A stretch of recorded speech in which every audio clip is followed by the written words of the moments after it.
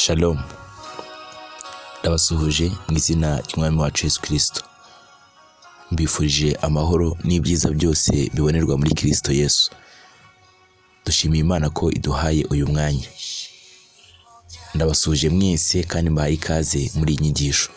Tugiye kurebera hamwe ijambo rivuga ngo umwihariko wacu nk'abizera, cyangwa se icyo twebwe nk'abizera Yesu Kristo dufite twahawe nawe isi cyangwa se abataramwizera batagira. Kandi turaza kureba ko twebwe nk'abizera ibyacu bitazarangirira inaha ngaha, ahubwo tuzataha iwacu mu ijuru, ariho dutegereje umukiza wacu kazaturuka, twibanire n'Imana iminsi yose. Hanyuma iyi si turiho ni inzira, ariko iwacu ni mu ijuru. Bivuze ngo ahangaha ntabwo ariho amaso yacu atinze, oya, ahubwo iwacu ni mu ijuru, niho turimo twerekeza. Mbahaye ikaze.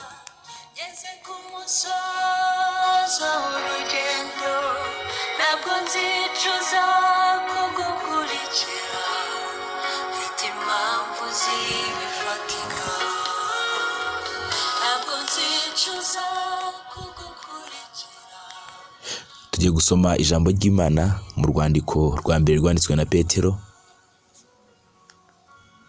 Turasoma igice cya 2 umurongo wa 9 n'uwa 10. Haravuga ngo ariko mwebweho muri ubwoko bwatoranyijwe n'abatambyi bakorera umwami Imana,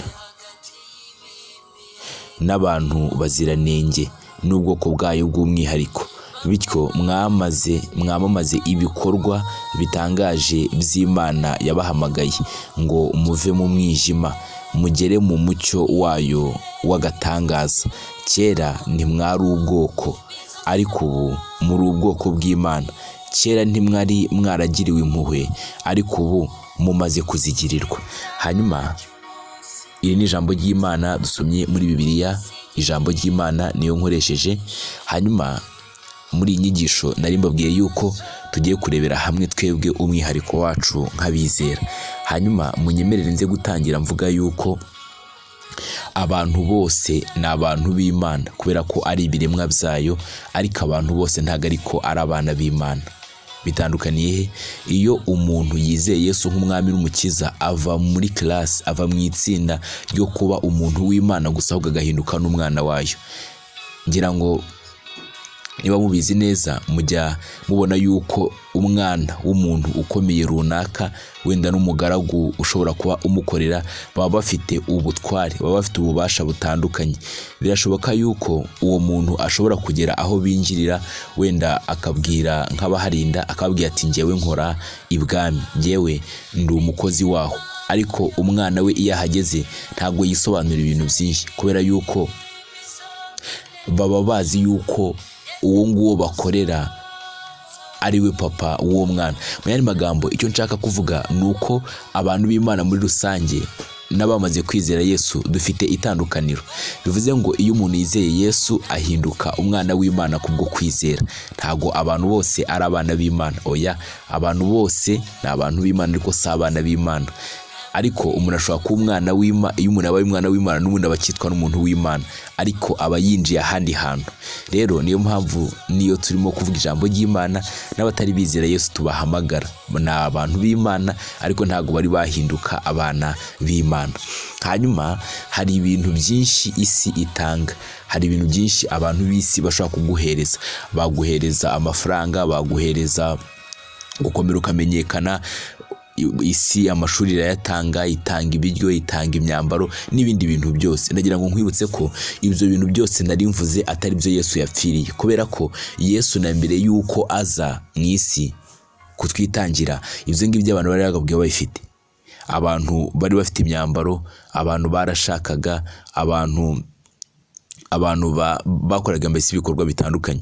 Rero ibyo ngibyo ntago ari byo Yesu yapfiriye, kubera ko na mbere hose abantu bari babifite cyangwa se abantu bari babitunze, ariko Yesu yazanywe n'icyo isi itashoboraga kuduha, n'icyo isi itashoboraga kuduhereza. Mu yandi magambo, Yesu yazanywe no gutanga ibintu isi itari ifite ubushobozi bwo kuduhereza. Hanyuma ndaza kubivuga mu ncamake, ariko wumve yuko kuba uri umwana w'Imana cyangwa kuba wizera Yesu ufite umwihariko wawe ab'isi badafite.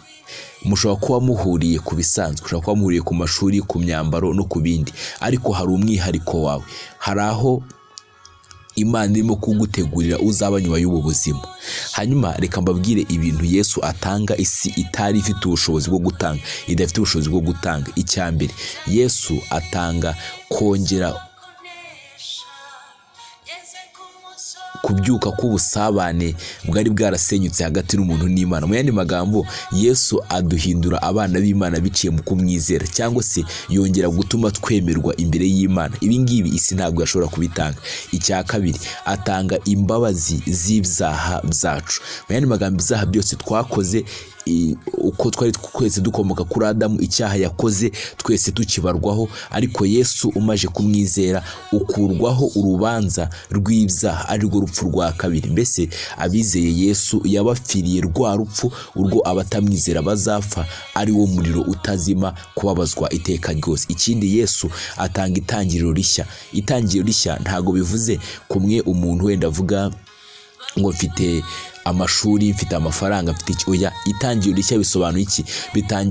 Bisobanura gutangira kubaho ubuzima bushya, guhabwa izina rishyashya, kuva mu bantu b'Imana ukinjira mu muryango w'abana b'Imana. Iryo ni ryo tangiriro rishyashya.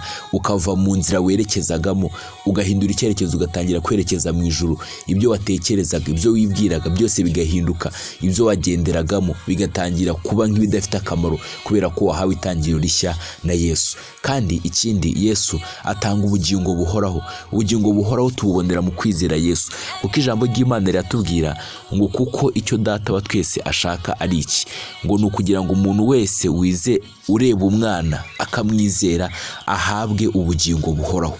Ubugingo buhoraho turabuhabwa bukadutegurira kuzabana n'Imana iteka ryose nyuma y'ubu buzima. Ndagira ngo nkubwire, niba wizera Yesu nk'umwami n'umukiza, mwemerere, kubera ko yamaje kugucungura, icyo cyo cyararangiye. Umwemerera kugenge, akuyobore, ureke intebe y'ubuzima bwawe yicareho, akwerekeza aho ashaka.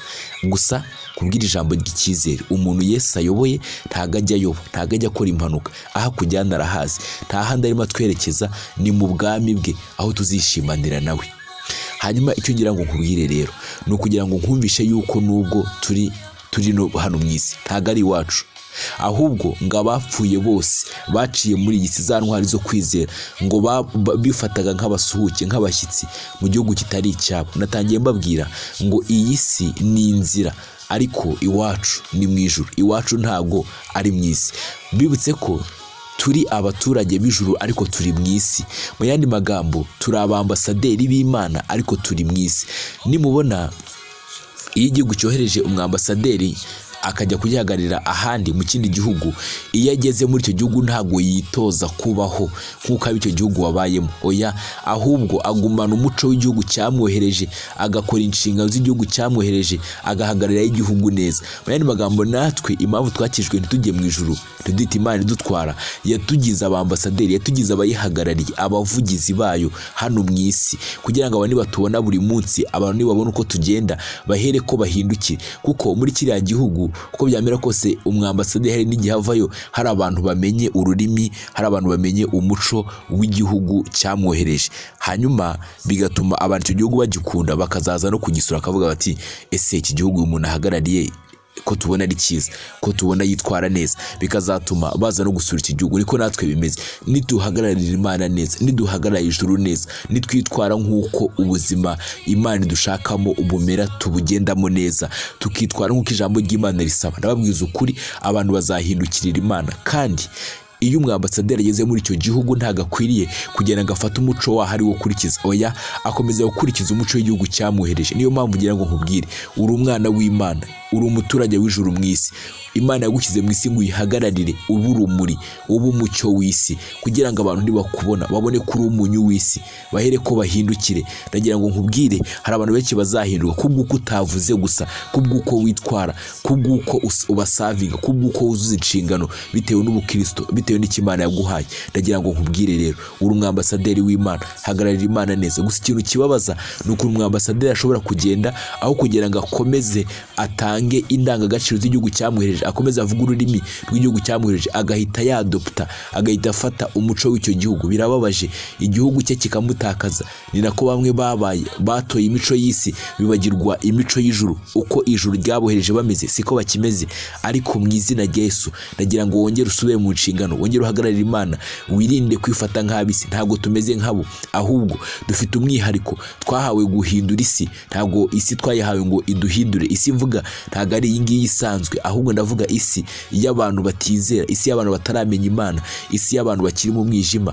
Ndagira ngo ugire umutwaro ukomeye mu mutima wo kugira abantu wazanira Yesu, wo kugira abantu wazana ku Mukiza, nk'uko uwitwa Andrea yabigenje, nk'ukuntu uwitwa Filipo yabigenje, akajya guhamagara Natanayeli, bagahamagara Petero, bakamugeza kuri Yesu.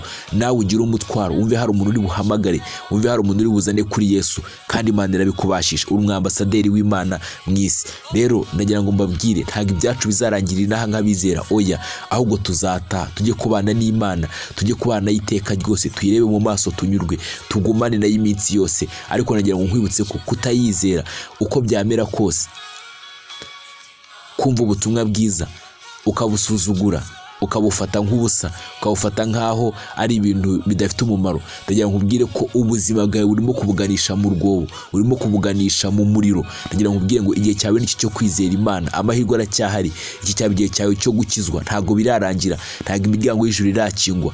Icyicaro cyawe mu ijuru kirahari. Yesu aragutegereje, arimo kuguhamagara. Ariko aya mahirwe ntabwo ahoraho, kubera yuko nubwo twari tuvuga ubutumwa bwiza gutya, ariko urupfu rwo ntabwo rutegereza umuntu. Ariko aya mahirwe uri kumva ndimo kubwira ubutumwa bwiza, wayakoresha ukizera Yesu, ukamuzaho, ukamuha ubuzima bwawe, akakugenga, nawe tukazishimana, tukazataramana mu bwami bw'Imana.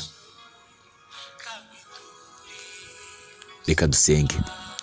Ndagushimiye Mana, ngushimiye ubuntu bwawe, ngushimiye ko watugize ubwoko bw'abatambyi, watugize ishyanga ryera, wadukuye mu bisi duhinduka umwihariko wawe, turi ubwoko bwatoranijwe.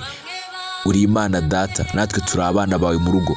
Nsengeye umuntu wese waba umaze kumvira ijambo, akumva adashaka kuganisha ubuzima bwe mu rwobo, akiyemeza kukwizera, umuhe umugisha, umwakire Yesu, umugirire imbabazi, umuhe itangiriro rishya.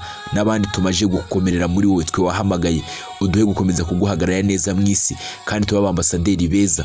Uturinde gukomeza kwadubuta imico y'iki gihugu turimo, ariyo iyi si, ntabwo ari iwacu. Mwami Yesu, ufashe buri muntu wese wahamagaye tukaba tukiri mu isi, udufashe, uduhe gukomera, uduhe gukomerera muri wowe, mu izina rya Yesu. Ukomeze uturinde Mana, urakoze kuduha iri jambo, mu izina rya Yesu, amen.